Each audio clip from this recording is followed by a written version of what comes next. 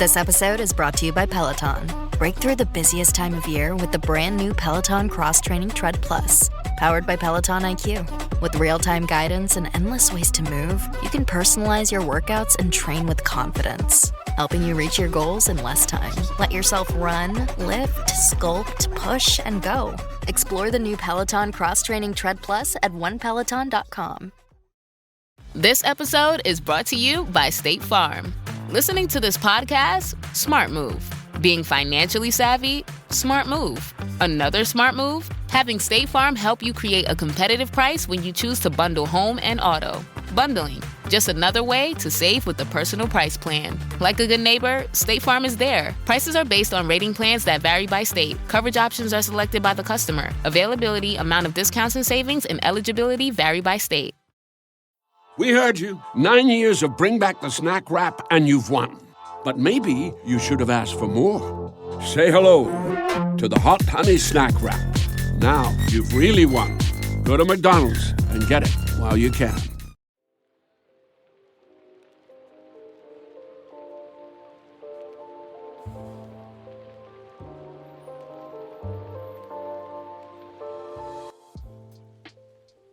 Welcome to Book Talk for Book Talk with Jack and Amy, a literary podcast where we deep dive into the writing of your favorite novels. This is Jack. And I'm Amy, and during this season of Book Club, we're stepping away on Thursdays to explore topics we've recently written about on the Subtext Society Journal. This week, we're discussing the revision process. Is it hell or hell? The Subtext Society Journal is a space for critical thinking and cultural reflection on the genres that are too often dismissed, including romance, romantasy, fanfiction, and the narratives that live rent-free in our hearts and minds. We're creating a bridge between academic analysis and the everyday reading experience, between highbrow literary commentary and the deeply personal way books shape who we are. We publish thoughtful essays from our readers, ourselves, and guest contributors that explore the moral questions, genre evolutions, and cultural conversations happening in real time. We are redefining what deserves serious attention in publishing, and we're doing it with feeling. The views expressed in this episode are entirely our own and are not meant to represent the larger opinion of the bookish community. This podcast is a discussion shared to spark thought and conversation. Readers and listeners are encouraged to share their own analysis and thoughts. Explicit language, as well as themes of sex, violence, abuse, depression, self-harm, and death will recur throughout this podcast. Listener discretion is advised. Okay, if anyone's watching, or if anyone's listening, I am currently in Kentucky. It's December 18th, and it just started raining. And I don't know if there's going to be thunder that happens. Yeah.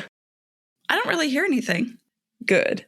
But sometimes when the thunder starts, it's scary. And then as I tell my mom, I'm like, there's a reason why people think that God's angry here, because I would too if I had this type of thunder. Also, I'm not from Kentucky. My family's not from Kentucky. I have to make that clear. There are plenty of people who are from Kentucky who are lovely people. Yeah, but not my family. No, except for Aunt Amy. She's great. I was going to say one of Emma's best friends who is gay is from Kentucky. Yeah. No, there be good people here. Yeah. So if it sounds a little different, if it looks a little different, if, you hear God angry in the background, it's just thunder. But yeah, we are here to talk about revision. Is it hell or hell? It is hell. Hell. Mm-hmm. That's what I think it is. Hell. Like in every rendition and every variation you can say of hell, that's what it is. Mm-hmm. It is it is the worst part / the best part. Yeah, it's so interesting because sometimes it's like a ton of fun and other times I want to claw my own eyes out. And then you go through every single emotion. But before we do that, I just want to say that Amy and I are authors, and you, listener, if you've written anything, you're an author. You did it. You made it. You're an author. I just want to get that out of the way because sometimes I think people have it in their head that they're only an author if they've published something. And I want to start this off by saying, remove your imposter syndrome. We're leaving that at the door. That is not this conversation. Everyone here is an author, except for the people who don't want to be authors and they're just here for the vibes. Right. You're very welcome to be here. But I think what's most important is what Jack said about kick your imposter syndrome to the curb, because everyone we talk to, has things to say and has done rounds and rounds and rounds of revision. Yeah. You don't get to cut corners the more you're published. If anything, you get more corners the more you're published. So a little bit of our own credentials. I have written 2 books. Neither are published yet. One contemporary romance, one romantasy. And I am currently in the... Am I currently in the querying process? Sort of. We'll get to that. I have also written 2 novels. One is a romantasy that took me 10 years to write and will never see the light of day. And then another is a contemporary sapphic romance that I am currently trying to revise. Nice. So I will say one of our credentials, anyone has credentials. Like, I don't want to do this in like a snobbish way because, there's a lot of cons to this credential, but Amy and I both have our bachelor's in creative writing. I have my master's in comparative literature. And while we learned a lot during creative writing, it did hurt us in many ways. But Amy has a lot of strong feelings on this. I have so many feelings about this because the English language, especially, you learn the rules of the language to break the rules. You learn the writing rules, you break the writing rules. It's when you know too much, you tend to overthink. And that was what creative writing class did to me. It stifled my imagination. It made me think too hard about the thing I was writing while I was writing it. And so it created a barrier for me for many years where I used to be very prolific with writing and then couldn't write a paragraph for a long, long time. I will say there's the counter to that where we also learn how to identify what makes a good book a good book. Right. There is a formula. There is something to it that is beneficial, and we learned a lot there. And I wish they had done things differently. I didn't want to be a short story author, but that's all we got to do. And they didn't teach us like some of the other fundamentals if you want to be a novelist. But we learned, like, we started this podcast to be better writers, because when you analyze other books, you're able to tackle your own books. But like you said, we know when we've written something bad. Like, that's the unfortunate thing, is that we then hold ourselves to a much critical standard. And I think what we've both learned this past couple of years is like the first beginning of it, writing your first draft, you are just getting it on the page. Do not even look at your book or read your book. One of the best advice the only way I was able to actually finish either of my novels was advice from Kate Golden. Watch me name drop. Go listen to any of the interviews we've done with her. I don't know if she says it in her interviews or if it was like during dinner, but basically she said, don't read the previous chapter. Don't read it. You outline, you map it out, and maybe the last paragraph, but like, you do not go back and read it. And that was the only way I was able to finish something, because several reasons. One, you're going to want to keep reviving and being like, oh, like I can't, I need this chapter. I need it to be more like this. I need it to be like, you get stuck in that process. And then 2, if you're stuck in an energy or in a funk on one chapter, you don't want to bring that energy to the next chapter. You kind of want a fresh start every single time. Right. When she said that, it like changed my world, because that was the exact grueling cycle I got trapped in with my romantasy that took 10 years to write. Every time I took a break, I'd have to go back and I would read chapters, and then I'd want to revise those chapters instead of writing the next chapter. Or I'd write the next chapter and be like, oh shit, I got to change this in the last chapter. And so I'd go back and change the last chapter. And it just was horrendous. And you never felt like you make progress otherwise. And I know some people are pantsers. I know some people are detail outliners. I'm more outlined, but there has to be for me a level of pantsing where, I kind of have to be like, all right, middle part, you're going to have to tell me. And then I get freaked out because then I'm like sitting at my computer. I'm like, okay, now I have to be creative. Shit. Now I have to think about something. But through all this, through perseverance, through pushing, we did it. And you, listener, who have written your book, you did it. You've done the first draft. It is your precious little baby. You have put your blood, sweat, and tears into it. Maybe it took you a month. Maybe it took you 6 months. Maybe it took you a year, but you have done your first chapter. And you know what? You've only done maybe 20% of the work. And by chapter, she means manuscript. Manuscript, yeah. You've done that first draft, and it's my ugly baby. Only I can see the beauty within.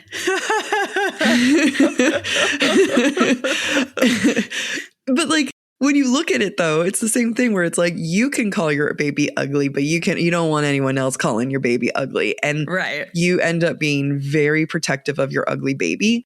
And this is the part that creative writing class did drill into us.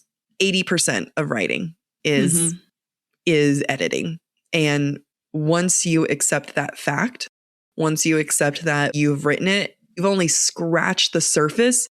It makes the remainder of the work, not easier, but at least not as daunting. Oh, no, it's still daunting. It makes it at least acceptable.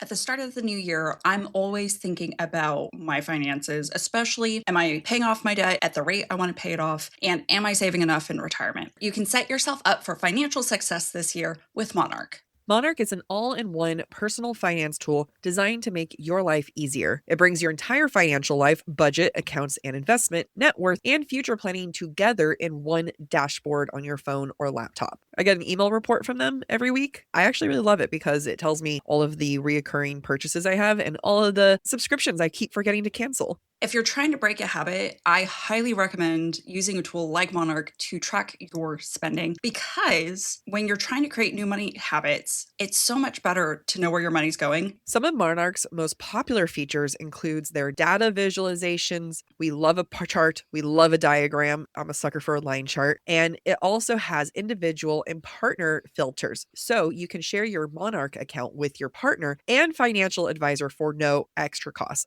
Money is such a hard conversation to have, especially with loved ones. And 7 out of 10 members of Monarch say the app has improved their financial conversations with their partner. And it's definitely something I'm going to start using with my partner as we prepare for our wedding. Set yourself up for financial success in 2026 with Monarch, the all-in-one tool that makes proactive money management simple all year long. Use code BookTok at monarch.com for half off your first year. That's 50% off your first year at monarch.com with code BookTalk. BookTalk.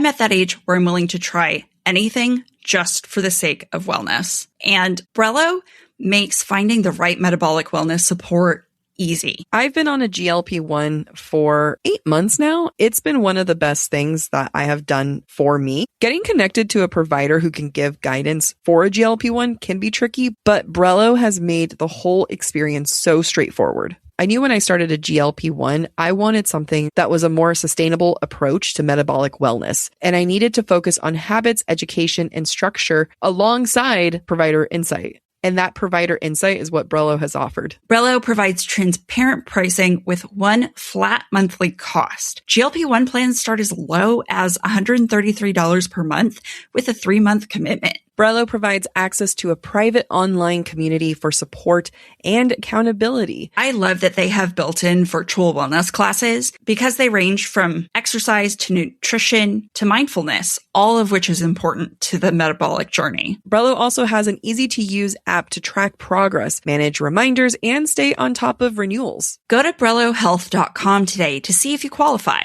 Use the promo code BookTalk, BookTalk, at checkout to get your first 3 months for $133 per month. That's BrelloHealth.com and use promo code BookTalk, BookTalk.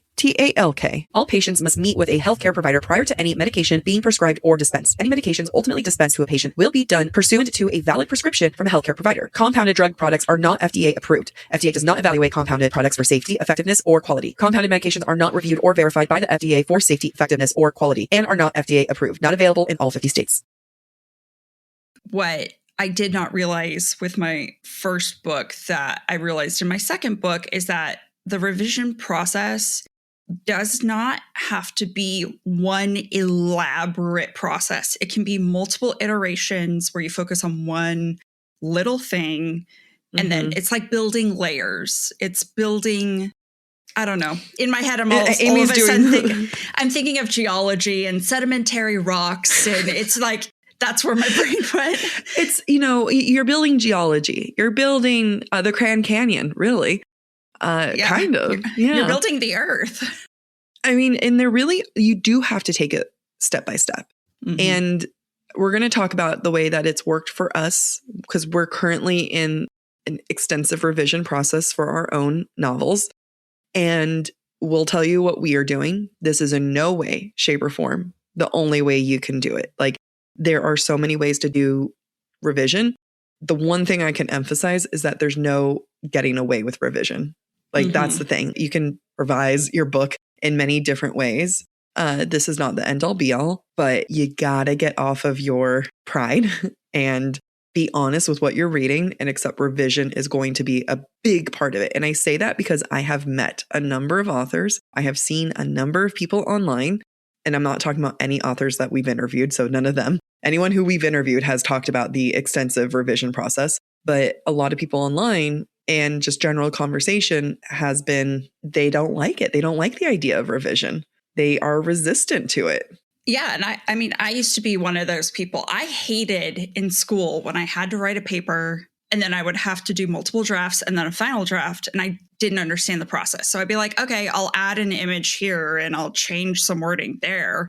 But I think when you live in a world where you're always procrastinating and then just barely meeting a deadline, the first draft is the final draft. You don't go back and revise. That is not the book world. The book world is, we're doing as many rounds of revision as we can possibly fit in until we decide collectively, as whoever your team is, that none of us can contribute anything more at this point. Yeah. So let's talk about the general process that we have done. Because like I said, we're both in the middle of revision. And another piece of advice that I've done with my revision, and when you're writing the first draft that I have to remind myself, is from, again, name dropping. When we interviewed Thea Guanzin, she said to us, talent comes later. Talent comes later. And halfway through my book, I decided I'm going to do past tense. And then the other halfway through my book, I'm going to do present tense. And you're screwing it up and you're just sort of like, I'm going to have to go back and finish that. And that is one layer of editing. That's a layer of editing that I don't choose to do first. What I do is, another Kate Golden advice is, you've written it, you're done, print the whole thing and read it through once. Try not to take notes, but just go through the whole thing once, see how it flows. Yeah. And there's a lot of emotions in that process of, wow, this is really terrible. Or, wow, I really hit my stride right there. Or, nope, it's back to terrible. It is. Why am I doing this? I'm the worst writer in the world. I am so ashamed that I let anybody look at this. I'm still in that stage. I mean, but there are moments where I was like, wow, I nailed this. I mean, like, when you print it, that was the first, like, I print it at Kinko's. I remember. I spiral bound it, and it was just like, I stared at it and I was like, this is my child. Like, I did this. I made this. And it is a total moment of pride. And then the roller coaster of, why am I doing this? I'm the worst person ever, worst author. No one's going to read this shit. This is like, what did I even think I was doing? To like, am I good? Am I great? Is this going to be the best story? This is going to be a bestseller. And it is the most emotional journey. And, while Kate Golden suggested, you don't take notes, I couldn't help but not take light notes. And I would avoid grammar at this point. This has nothing to do with grammatical. It has nothing to do with past tense, present tense. There's nothing to do with that. In that first overview, especially for me, who's doing a fantasy, I have to be like, hey, babe, talking to myself, there's magic in this world. Or like, what the fuck was that? Like, hey, what were you doing? Like, what does that make sense? None of this makes sense. It's a little bit different of a process for you when you were reading, because yours is a contemporary romance. So what was it like the first time that you were catching? Well, I knew as I was writing that I would introduce things in chapters that I'm like, well, this has no context and I'm going to have to remember to add something in an earlier chapter to make this make sense or for it to flow. So as I was reading, I personally was really struggling with if I needed to change tenses. Yeah. Not tenses, point of view, POV, perspective. Yeah. If I needed to switch from third to first. But more as I was reading, I was looking for what are the fundamental errors I've created for myself. So, okay, I said in the beginning that Ben, who is Bingley in my story, Ben is going to be a business major. And then halfway through, he's going to be a law major, or like he's going into law. So like his internship at the beginning is going to be with Goldman Sachs. And then his internship halfway through is with a senator of New York. And I'm just like, well, okay, how did I get that wrong? So looking for those fundamental flaws was really, really important to create consistency. Yeah. I realized I'd skipped more scenes than I had previously thought I had skipped. So figuring out which sections I needed to write. So one of my characters has an abortion. I knew I had to write that whole scene because I've never had an abortion. I don't know anyone who's had an abortion within the last 5 years. So I have no frame of reference. So I need to go do research. So I'm not touching that. There were other parts where I was like, oh, I just didn't write the 3 paragraphs of intimacy I wanted to write here. I just said, they grind against each other, figure it out, and then moved on. Sex stuff happens. There we go. Dry humping. Yeah. Or there's a moment of, is it sexual assault? ? And then it's never addressed. Yeah. In the next 20 to 30 chapters. So for me, it was really identifying what are the flaws that make this unreadable, or what are the gaps that need to be filled, and fill those first. Because it doesn't matter if I'm going to change perspectives. It doesn't matter if, I need to do line editing if I haven't figured out the fundamental parts of the story that still need to be worked on. You just got to get plot done. For mine, I wrote this like at the very end, in my mind, like this wonderfully tragic scene, this like with this character. And I was like, yeah. And I was like, shit, they didn't exist until I wrote this scene. And then I'm like, so now I have to go and like redo the entire thing and add them. And I mean, like, even as I've been redoing it, I was just sitting there going like, this entire middle part has to change. None of the middle can work now. I have to go from like, I like the beginning, I like the end, but this middle part is just not it. And I am trying to add lore. And that's the other thing that I know I have to stay away from is what are the clues, right? Because I want to be able to give clues. I want to be able to build more lore. And initially, because it's like, okay, if the lore does not directly impact the plot, I need to back off of it. I can't touch it. It needs to be that like, what is the thing that gets you from A to Z? And you have to hit every single letter. There is no skipping W. There's no loosey-goosey L. It's like you really have to just get that part. And then you can go add the fun things. But it's messy. It's hard. It's hard to, because then you're just trying to remember everything. So then the process of it is taking notes. So I go through reading it again. I am writing in the margins. I am figuring it out. And I kind of came up with my own shorthand because I'm just very much not capable of shorthanding it, of like writing it out. Let's see. Oh, I had RW, rewrite. So those would be like the lines or the paragraphs that like just didn't make sense. And I know I'm talking about the flow of everything, but sometimes there was moments that were so egregious and I would try to leave it. I would try to not do that every single time, but it was like, oh God, like no real words were said here. And then FO, figure it out. It was just like moments where I was like, I thought I figured it out and I didn't. And I didn't. And it's kind of like, that's at like a level of like, that's going to be harder for me to do. And then at one point I was like marking T for tense. And then I was like, we're going to leave that alone. Like there's too many T's. It was like too many T's. And then M, more, add so much more. And those would be the parts where I was like, this scene needs more depth. or like, wow, I really bypassed this emotional beat. And, when you're writing a book, yes, you need the plot to make sense, but you really need to figure out those emotional beats. What are the things that I'm going to say like physically kind of drives the plot, whether it's I'm going to use what's a book? I always come back to Harry Potter, unfortunately, but like it's one of those like things that we all do unless we can think of a. Try Twilight. No, it won't work for me. Okay, it's so like because I'm trying to think of like my type of romantasy, and you can think of ACOTAR. Thank you. Or Mist and Fury. Yeah, so just anything like SJM, and then you can think of like a contemporary romance. So like for me, like with Farah, she is physically taken from her home. There are some things that happen to her that are physically happening to her in her environment that's driving the plot, right? So there is Tamlin's holding a secret. She finds out that secret. Like these are things that are driving her, whether she wants it or not, right? Like I describe it almost physical, whether it's physical or not, right? And then there's the emotional beats. Those are the beats that also drive the plot. When's the moment that she starts to fall for Tamlin? When's the moment that he starts to fall for her? What shifts? So you're mapping out these physical moments. Like, again, it doesn't have to be physical. It could just be like the things that are dragging this plot along. And what are the emotional beats that you need to hit because that will also move the plot along. This ad break is shorter than Manon's patience.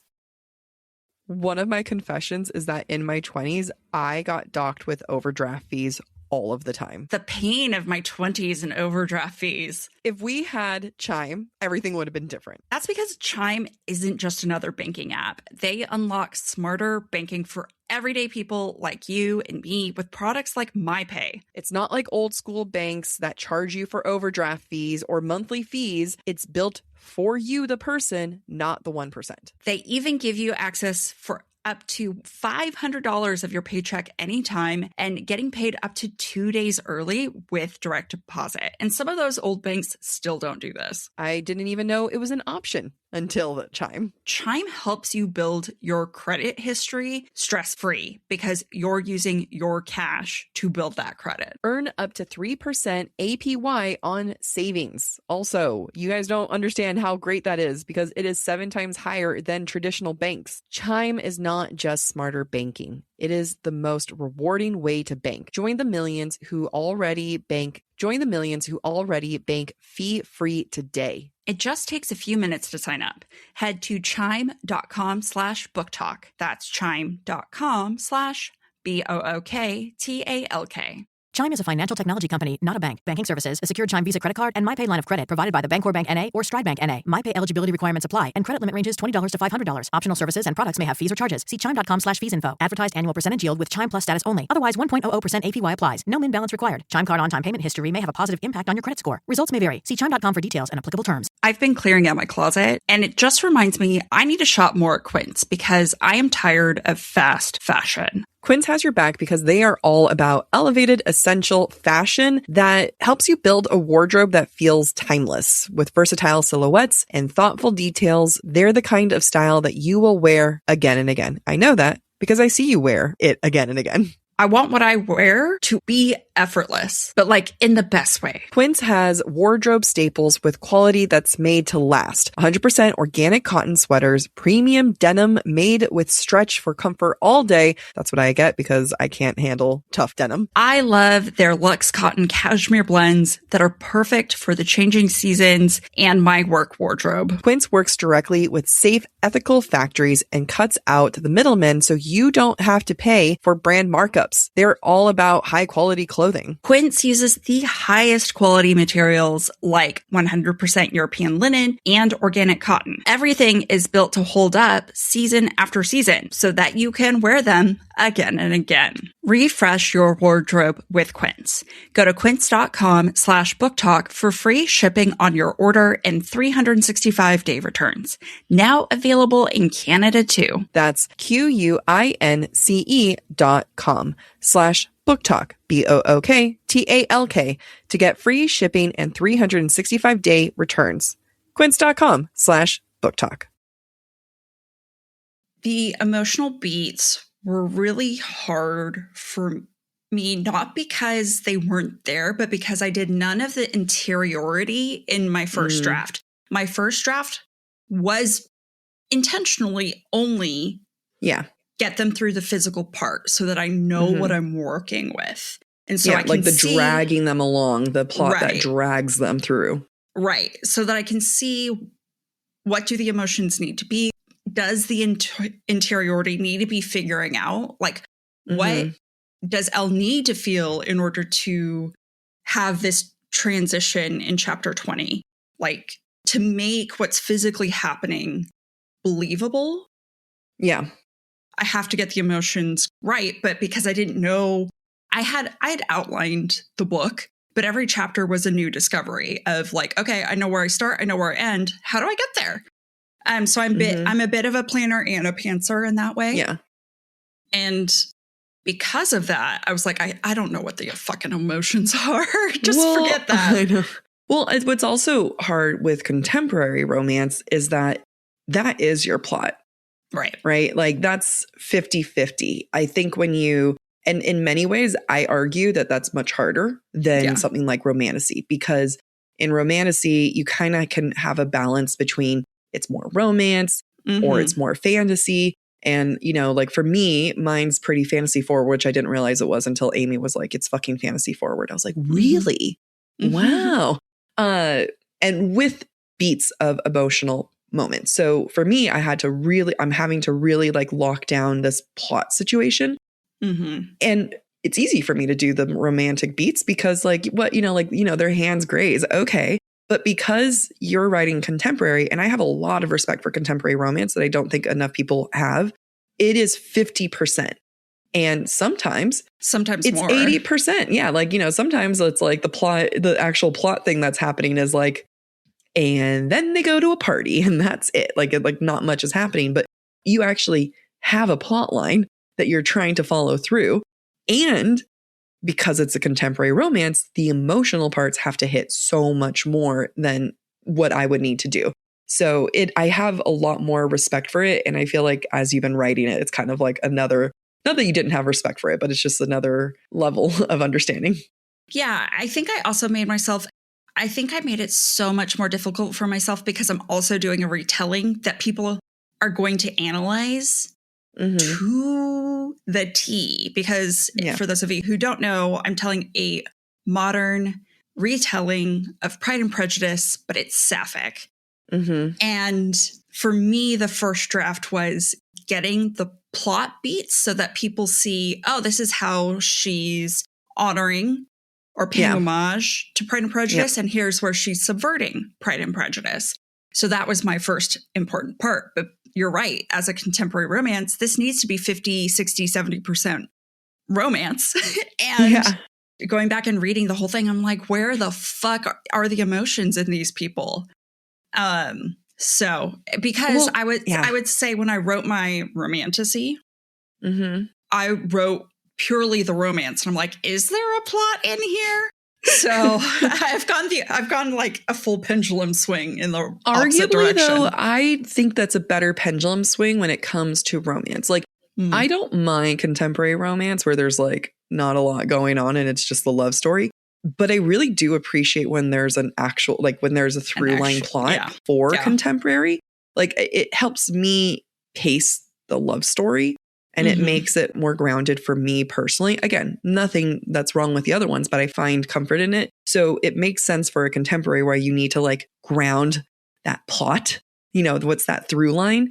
And then you can insert it because it really has to work out that way if you're going to add plot to your contemporary. But what I also find to be difficult, and I don't think people realize it, is that the character you start with is not the character you end with. And I don't just mean by like character development. I mean, you start writing and you have a general idea of who your FMC is, or in my case, and MMC. You got FMC squared. And you kind of have an idea of like who they are. But then you start writing it and you're like, okay, you're surprising me. You're doing a different thing. I didn't expect you to do what you were going to do. And you're learning them just as much as you're creating them. And then that means like, oh, well, now I have to like, eventually we have to go back and fix all that, because how are you to add emotional elements to it when you're just meeting your FMC for the first time. Yeah, exactly. It's also hard when they do things that make them falling in love even more difficult. So, for example, before I had any beta readers read my first 50 pages, I went from Darcy being Darcy to Darcy, female Darcy, being a fuckboy. And I was like, oh, I didn't know you were going to be a fuckboy. Yeah. And some people like the unexpected of that. But I'm like, it makes it harder to justify why she's all of a sudden head over heels for Elle. You're like, why are you making this harder for me? There would be so many times when I was like, how's writing? And you're like, they just won't stop doing shit. Like, they're like, apparently they're still having sex, or like, like it is funny when you're like, why did you do that? Why are you like this? I mean, I remember with my first scene with my MMC, I wrote him having a very violent initial meeting, and because, morally gray. And then I was writing him and I'm like, oh, you are so not immorally gray. You're a soft boy. Like you are a sad little soft boy that just has a lot of feelings inside. So then I'm like, but I also need elements of that really jarring first meeting. And then I had to be like, okay, now I need to like figure that out and then rewrite it. I mean, the first part of my book was really rough, and I'm way ahead in the process than Amy, not because I wrote it before her. So it's not like I'm way ahead of her. No, like I wrote it before. You've had more time. I've had more time with it. And I should have more to show for that, to be honest. But my first few chapters were so rough. And then when I started the revision process, I actually really liked how I started my first chapters. And I really like how I introduced my characters and the beginning of that. And now I'm like, oh shit. Like now there's also, because I have a better idea of who she is, right? My FMC, my MMC, by the end of the book, I've like really realized who they are. Now I'm having to rewrite the beginning, and I have such a stronger understanding of who they are. But then that means I need to strengthen the thing out. And by the time I get to the end, they're going to end up being a little different anyway, because I've now started with who I know who they are. And then they're going to have to go through a journey. And so it's like you're flushing them through a whole new level every single time. Yeah, that's just the process. And what's even worse, for those who do not have author friends who have enlightened them, we have been unfortunately enlightened. I would rather be ignorant. But the fact is you're going to revise 4, 5, 6 times yourself, and they're going to be like, wow, this is great. I'm going to query. And then apparently your agent also does a couple rounds of developmental editing with you. I didn't realize how much before agents it goes on developmental edit with them. I didn't either. And that's before you go on submission to an editor who's also going to make you do developmental editing. So like no wonder yeah. why the publishing process takes so long. I mean, it's only as fast as your own editing skills can go. Right. And, so I know I'm going to go back to Kate Golden. She does many revisions, like on her own. And then she goes to betas, and she goes to like anywhere from 12 to 20 betas, and she has them because not everyone finishes the book. That was me. And only because I had stuff last time. Anyway, so like she'll go to 12 to 20 betas, and then she'll go through their notes, and then she kind of decides like, soft, easy, medium, hard, and then which order to do, like get the easy wins, get the medium wins, then get the hard wins. And then she edits all again. And then it goes to her editor, or like her agent. And then it goes to the editor. And that's what blows my mind, is the fact that like, because I asked her, I was like, so when do you give it to your beta readers? Because there was one point where I was like, okay, like once I fix these things up, okay, I know I'm going to have some issues, but like, don't I want the beta readers? She goes, no, I wait until I look at it and I think there's nothing else I can do. And I'm like, but that's so many more rounds of editing on my part. Again, that's her choice. I feel like I would subject my beta readers to a little bit more torture. Like, I feel like I'd be like, you know what? I'm 80% there. Hang tight. We'll be back faster than a smoldering stare across a battlefield. It's finally warming up here in LA, which means I get to finally go walking, and I finally get to show off my new Gabby sneakers by Vionics. And you have to look cute on those walks because you might get a meet cute. Oh my God, I really could, especially in this neighborhood. And with my Vionics, I know he'll be looking at my feet first. And he's going to be saying, damn, those sneakers look good, because the Uptown sneakers are so cute, but also so comfortable. They're perfect for cool weather, warm weather. And I love the suede leather that they use for these shoes. It is so stylish. And my hypothetical meet cute man might also say, wow, you look like you are very comfortable walking. And I'll say, well, yes, I am. That's because of Vionics' exclusive Viomotion technology, which sets them apart. They began revolutionizing medical orthotics, and today they continue to use that science to engineer the shoes that leave you feeling good and energized and ready for me to walk with my meet cute man. They even offer a 30-day guarantee. You wear them, love them, your meet cute loves them, or you return them for a full refund within 30 days. And then meet cute, he's going to want his own pair and he'll go online shopping. And it's going to be a super easy shopping experience with him because Vionics is a very easy place to go and buy things. I know it because I can't stop. And you can use code BookTok at checkout for 15% off your entire order at vionicshoes.com when you log into your account. It's one-time use only, so get some shoes for you and for your meet cute. Vionic shoes, wearable well-being for your feet. Here's the thing about New Year's resolutions. Nearly 80% fail by February. And it's not because people lack willpower, it's because they lack data. Things like leptin resistance, thyroid dysfunction, chronic inflammation, or hormone imbalances, these hidden issues can derail even your best efforts to get healthier or feel better when you realize what's going on. This year, my focus is really getting my blood work in line, especially when it comes to heart health. That's been a big issue for me, and I know I need to go back and get tested in April. That's exactly why I chose Function. It's the only health platform giving you access to over 160 biomarkers, covering everything from hormones and metabolism to heart health, inflammation, stress markers, and toxins. You can even add MRI and chest CT imaging, and it's all tracked in one secure place over time. It's the kind of comprehensive view of your health that most people never get to access. There's a reason why top health leaders are all behind Function. When you stop guessing and start measuring, everything changes. Your health goals actually have a foundation to build on. So this year, don't rely on guesswork. Get your data, track what matters, and make resolutions based on your biology. Own your health for $365 a year. That's $1 a day. Learn more and join using our link. Visit functionhealth.com/booktalk or use the code BookTalk25, that's BOOKTALK 25, for a $25 credit toward your membership. And maybe that's not a good thing. No, I mean, that's what I did with some lovely listeners who volunteered, sacrificed their time. We didn't have a choice on what percentage we felt confident on that one. Yeah. If I could do things differently, I would have taken a lot more time and a lot more revisions. Unfortunately, they read it at like 30% done. Yeah. Those first 50 pages, and they had a lot to say. And a lot of what they had to say was very, very valid. Mm-hmm. If I could do it again, I would wait until I was at a place where I was like, I truly think this is the best I can do without outside input. I want you to not be hard on yourself. We were on a time crunch. There was a certain level of time crunch aspect to it that you didn't have the luxury of editing your first 5 chapters for a month ahead. And then, so, give yourself a break. It's be kind to yourself. Past. I can't even think about it anymore. No.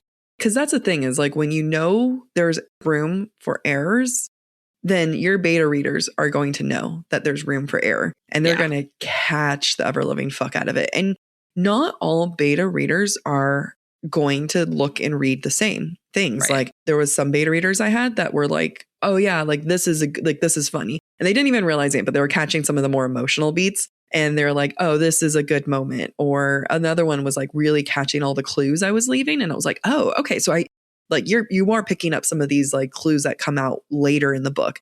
And then other ones were just like really calling out some other things that I was like, fucking hell, you're right. Like, that's a good point. Like, why is her magic coming out in different shapes? Like, what am I doing there? Why is it a spark in some places and a wall in others? Yeah. So it was like, okay, like, I don't know why, again, sometimes they point it out and I was like, how did I miss that? Mm-hmm. How did I not? I mean, again, I knew it wasn't 100, but you start to see it. And then I think it's up to the writer to decide what feedback they get. And I have been a beta reader or what feedback they decide to apply. Yeah, not get.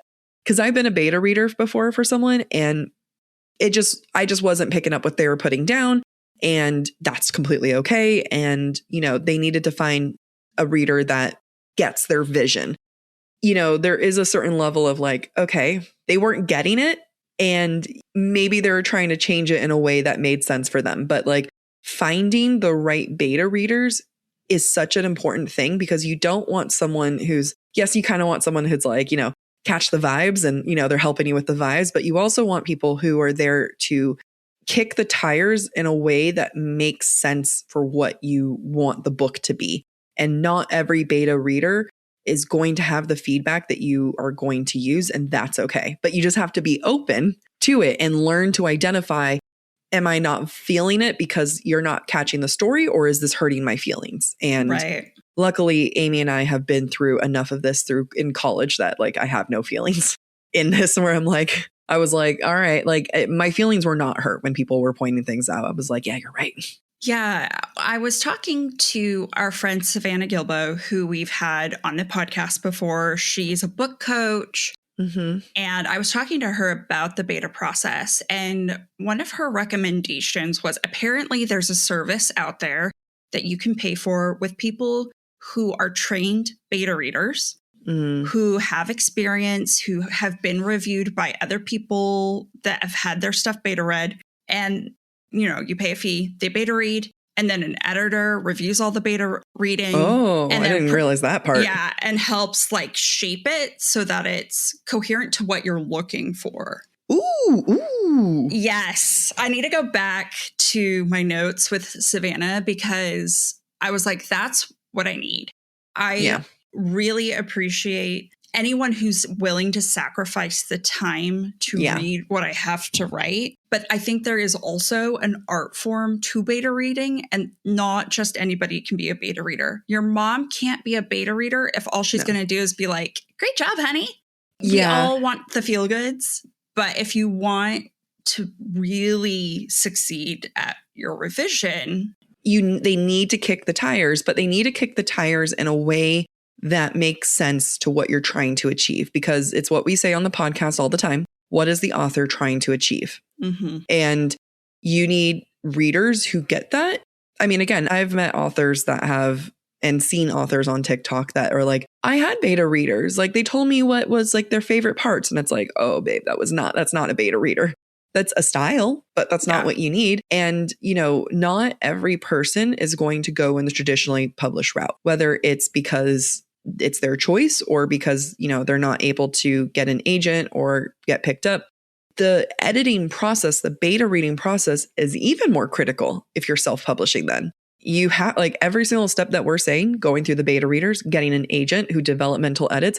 Okay, so someone might not know what developmental edit is. So a developmental editor is someone who gets the plot, who figures out the plot with you, who might say like, okay, this scene logistically doesn't make sense. You need to, or like this plot line doesn't, isn't working. Things shift. Yeah. Or these emotional beats don't work. What if you rearrange these scenes? Yeah. They're really your partner as an external set of eyes who's invested in you telling your story. They're your Jack Antonoff to your Taylor Swift. Yeah. I mean, and that's the thing where I don't know why people think that this is a solitary act when every other art form requires other people. Right. Maybe not artists, but like, they don't count in this conversation at this point. No, but like, music, film, like everything else requires a team. So why do people think that they need to tackle this alone? Because you cannot tackle it alone. Right. And I can say that confidently. Like you just can't do it on your own. Yeah. And I think, I think it's also important to point out, we've been talking about beta readers. I would actually more appropriately call some of my first readers alpha readers, because alpha is the first letter in the Greek alphabet. And they're reading early on when you're not really done revising to tell you, are you even on the right track? Yeah. But there might not be your editor, or they might not be giving you editing advice. They might be saying, this plot line doesn't work for me. You might not want alpha readers. Like, I think there's a lot of pros to alpha readers, And there's a lot of reasons why people might not want alpha readers. I can totally see wanting an alpha reader if I'm like, I don't know, what's when I'm like 80, 60% done editing. Does that then count as an alpha reader? I guess no, alpha readers are more with you as you're writing. Yeah. So I think of several authors whose partner is their alpha reader because the partner wants this person to succeed and knows how to speak to the person in a way they can understand without having hurt feelings, right? I think that's key. Like an alpha reader needs to be someone you truly trust and respect. Yeah. They trust and respect you enough to be able to communicate with you. Because I think alpha reading is the hardest thing to do without spiraling. Yeah. Yeah. I personally don't know if I would have an alpha reader just because I'm very much, at least like it depends on what we're defining as writing, as like reading as you write. I don't think I would have been able to finish it if I didn't just throw everything, like throw up on this computer. Yeah. I couldn't finish this if I didn't just forge through. Yeah. And I'm like, again, so like, does that count as alpha reading? Do I skip it? But like, I know for me, push through. And then maybe for other people, they need that magic sauce that keeps them going. There's no right or wrong way. Again, arguably the wrong way is to go for people who just give you the vibes and are your yes men.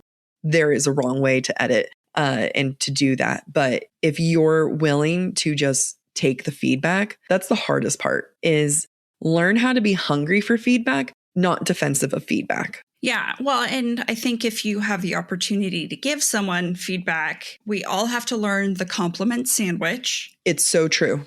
It's so necessary for all of our egos. And like, think about how you would receive the feedback you're giving if it was your story.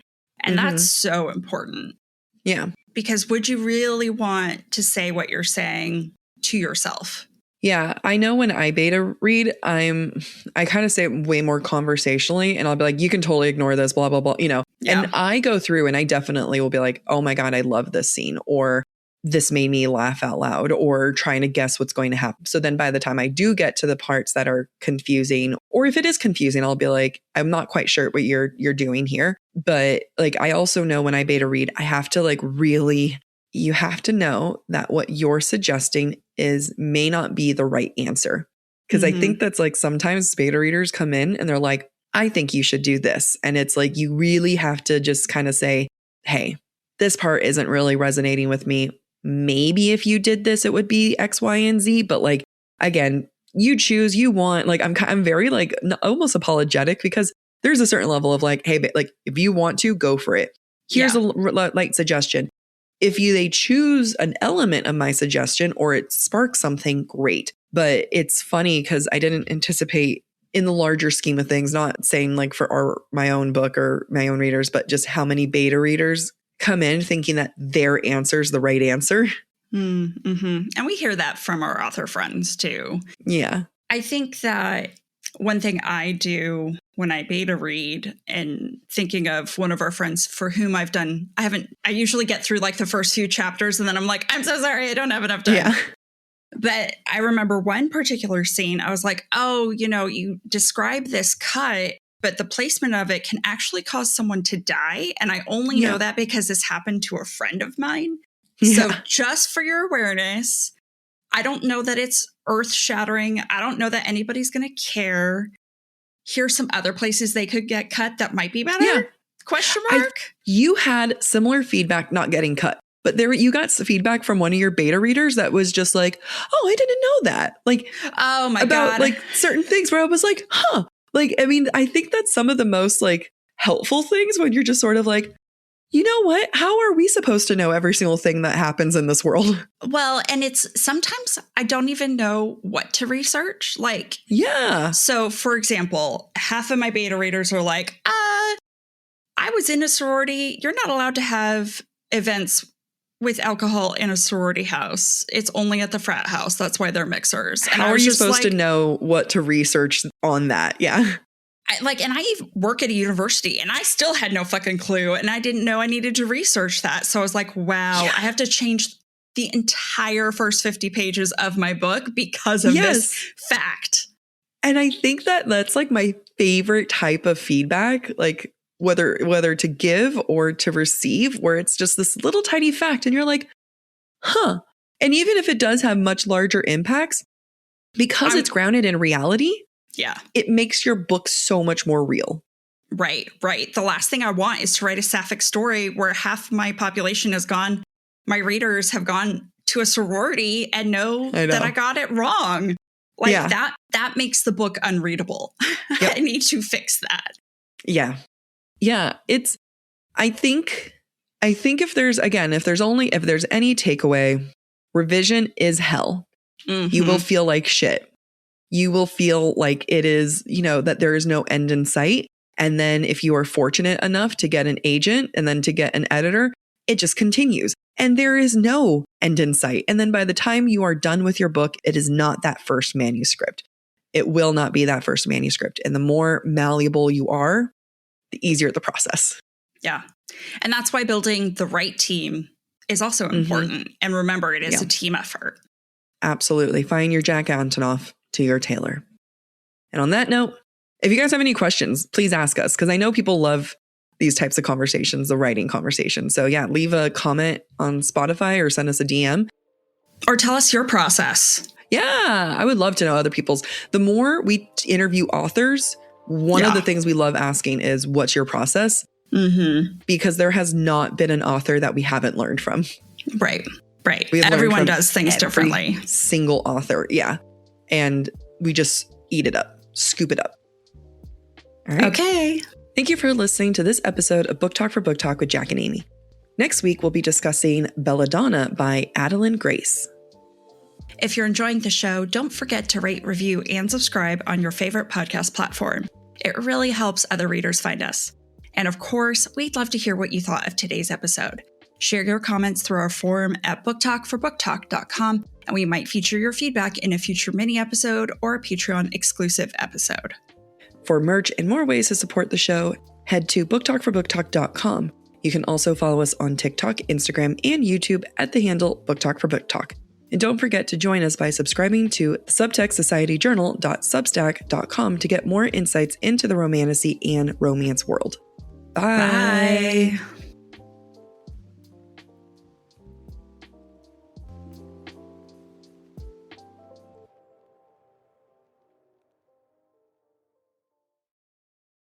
I'm at that age where I'm willing to try anything just for the sake of wellness. And Brello makes finding the right metabolic wellness support easy. I've been on a GLP-1 for 8 months now. It's been one of the best things that I have done for me. Getting connected to a provider who can give guidance for a GLP-1 can be tricky, but Brello has made the whole experience so straightforward. I knew when I started a GLP-1, I wanted something that was a more sustainable approach to metabolic wellness. And I needed to focus on habits, education, and structure alongside provider insight. And that provider insight is what Brello has offered. Brello provides transparent pricing with one flat monthly cost. GLP-1 plans start as low as $133 per month with a 3-month commitment. Brello provides access to a private online community for support and accountability. I love that they have built-in virtual wellness classes because they range from exercise to nutrition to mindfulness, all of which is important to the metabolic journey. Brello also has an easy-to-use app to track progress, manage reminders, and stay on top of renewals. Go to BrelloHealth.com today to see if you qualify.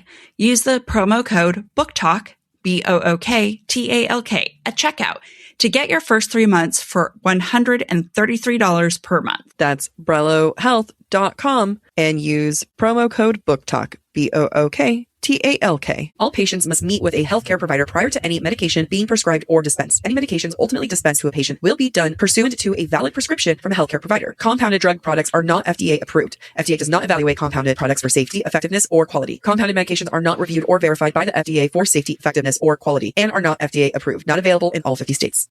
One of my confessions is that in my 20s, I got docked with overdraft fees all of the time. The pain of my 20s and overdraft fees. If we had Chime, everything would have been different. That's because Chime isn't just another banking app. They unlock smarter banking for everyday people like you and me with products like MyPay. It's not like old school banks that charge you for overdraft fees or monthly fees. It's built for you, the person, not the 1%. They even give you access for up to $500 of your paycheck anytime and getting paid up to 2 days early with direct deposit. And some of those old banks still don't do this. I didn't even know it was an option until the Chime. Chime helps you build your credit history stress-free because you're using your cash to build that credit. Earn up to 3% APY on savings. Also, you guys don't understand how great that is because it is 7 times higher than traditional banks. Chime is not just smarter banking. It is the most rewarding way to bank. Join the millions who already bank fee-free today. It just takes a few minutes to sign up. Head to chime.com/booktalk. That's chime.com/BOOKTALK.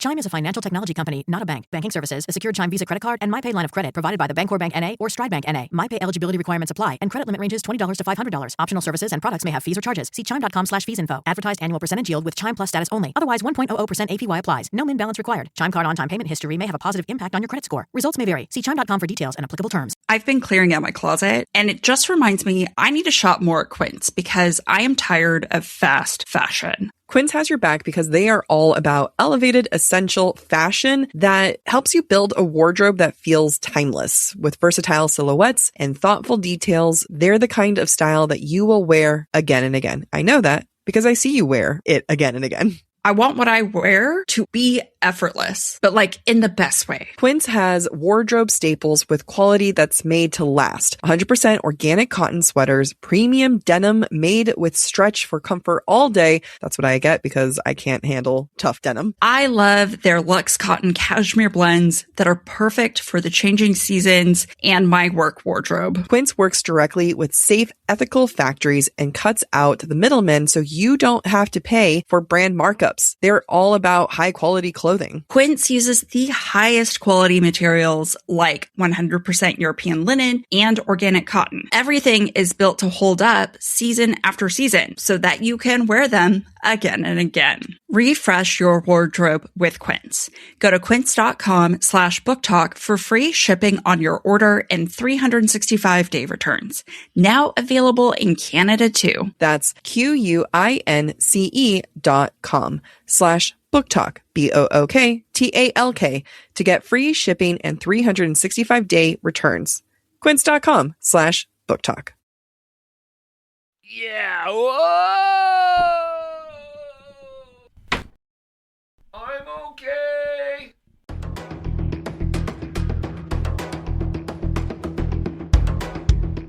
Hey, do you love adventure? Do you love outdoor sports? Would you like to learn more and hear from amazing adventure athletes from all over the world? If so, then check out the Adventure Sports Podcast. We've been the premier platform for sharing adventure for more than 10 years now. We help you get your adventure on. Look for the Adventure Sports Podcast wherever you find your podcasts. Get out there and have some fun.